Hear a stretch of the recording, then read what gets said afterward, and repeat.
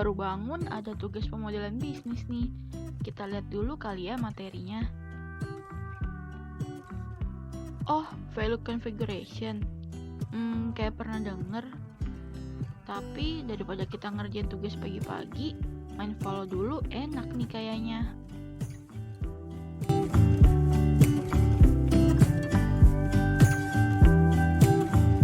Wait a minute. Loh, kok main follow? Tadi katanya mau ngerjain tugas pemodelan bisnis. Eits, jangan salah. Valorant ini dalam kehidupan sehari-hari juga memiliki value configuration loh. Sebelumnya, apa sih value configuration itu?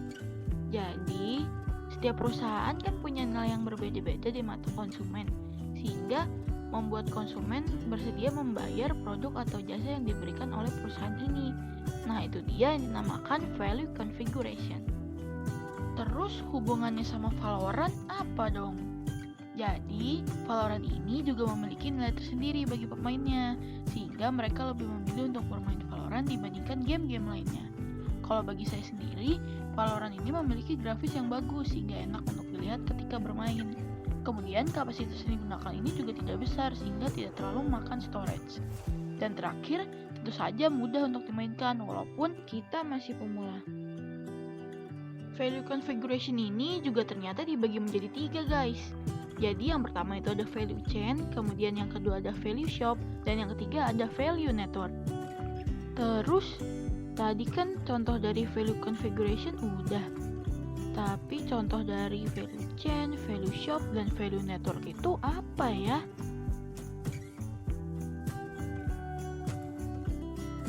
Hari ini aku lagi siap-siap buat pergi ke kantor buat magang. Biasanya aku itu kalau ke kantor naik ojek online, jadi aku pesen dulu deh ojek online-nya dari rumah. Tapi ternyata pas aku cek, harganya tuh mahal banget, sampai 30.000. Padahal sebenarnya jarak dari rumah aku ke kantor itu dekat. Akhirnya, aku memutuskan buat jalan kaki dan juga naik MRT untuk sampai ke kantor.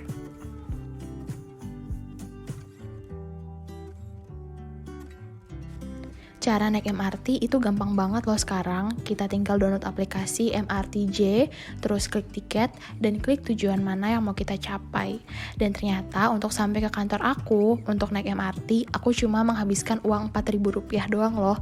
Lebih murah kan daripada naik ojek online?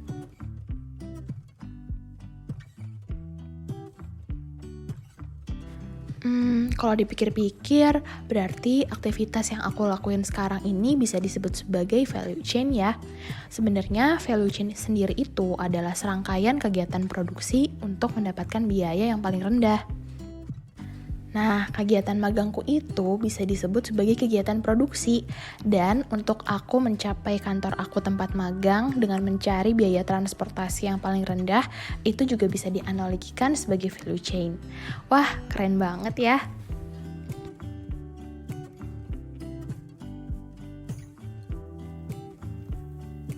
Hari ini kayaknya latihan bola seru juga.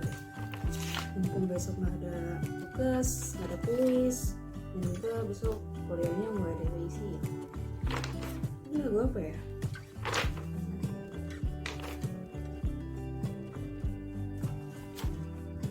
Nah, ini aja nih.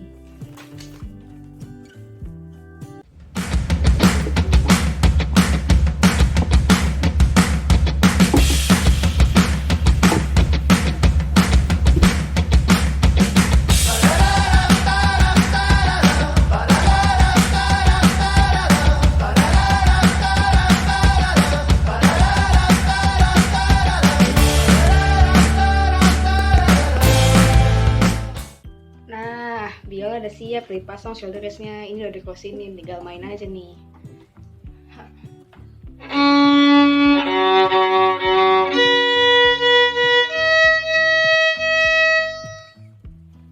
Kok fals ya? Coba dihapuskan dulu.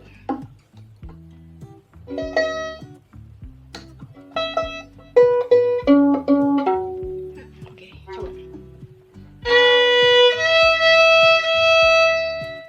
Kok makin fals sih? Oke, mendingan gue suruh Lala kesini buat nyetemin biola gue nih.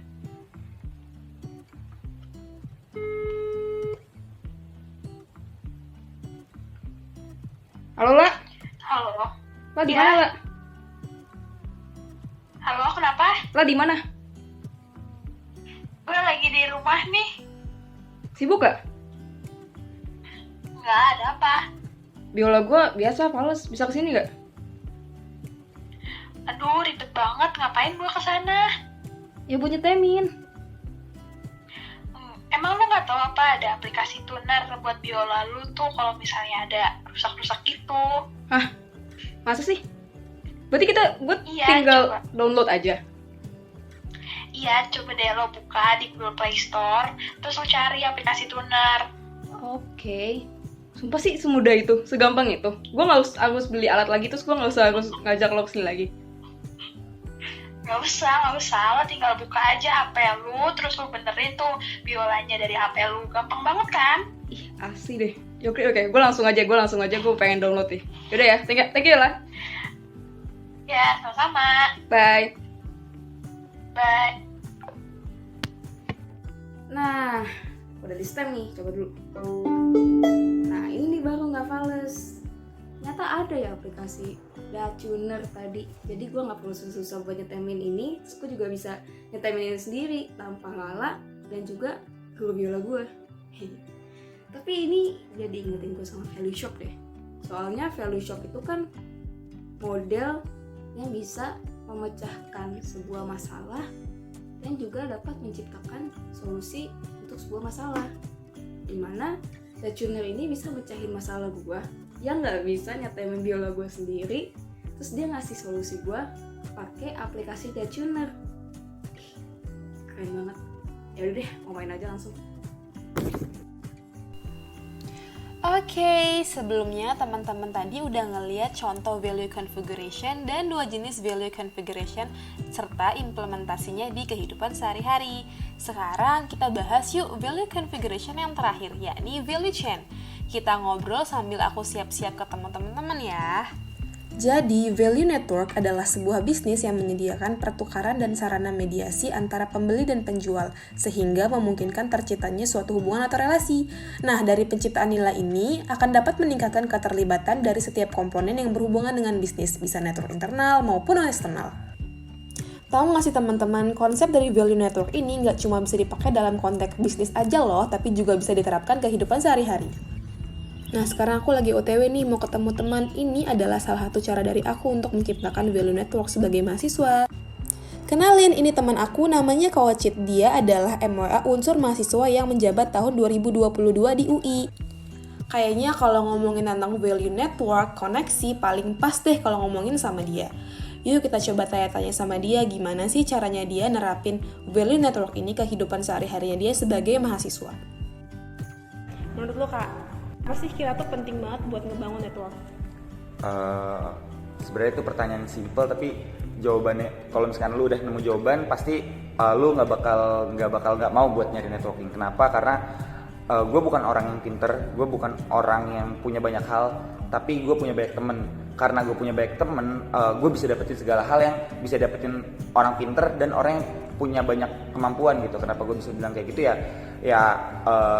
Secara tidak langsung ya saat lu berjejaring ya, bernetworking, lu bisa dapet banyak, ya kita pasti dapat banyak teman ya, tapi kita bisa dapat banyak pengalaman baru, gimana cara lo berinteraksi dengan orang lain, gimana cara lo bisa berinteraksi dengan orang yang berbeda jenis dengan lo, dan hal itu bisa ngebuat lo jadi jauh lebih dewasa. Selain itu dengan networking lo bisa banget buat menembus segala segala benteng kehidupan, kayak misalkan perbedaan yang kita lagi alamin sekarang. Networking itu bisa ngebuat lo lupa akan hal itu. Itu sih kurang lebihnya kalau dari gue. Oke, kalau misalnya lo sendiri dari lo sendiri nih sebagai mahasiswa, gimana sih cara lo tuh membangun jaringan, membangun network? Nah, yang pertama lo harus gak malu sama diri lo sendiri. Lo harus pertama lo udah harus pede, lo gak boleh ngerasa malu, dan lo harus berani memulai. Jangan terus-terusan lo yang berharap orang lain datengin, tapi lo yang memulai, lu yang lu yang mencari orang. Karena menurut gua lu keluar bukan untuk mencari teman, tapi lu keluar sebagai teman. Abis ngobrol-ngobrol sama Kak Ocit, aku lanjut ketemu sama teman-teman yang lain. Ada Ipul, Julpi, sama ada Kak Ocit juga. Rasanya kalau abis ketemu orang-orang keren ini, aku bisa ketularan energi positifnya mereka juga loh teman-teman. Abis aktivitas seharian, aku akhirnya pulang karena udah capek banget rasanya. Nah, hari ini kita udah belajar banyak nih mengenai value configuration. Kalau dari teman-teman sendiri nih, gimana sih cara kalian implementasi value configuration ini ke aktivitas sehari-hari? Komen di bawah ya teman-teman. See you di video selanjutnya. Dadah!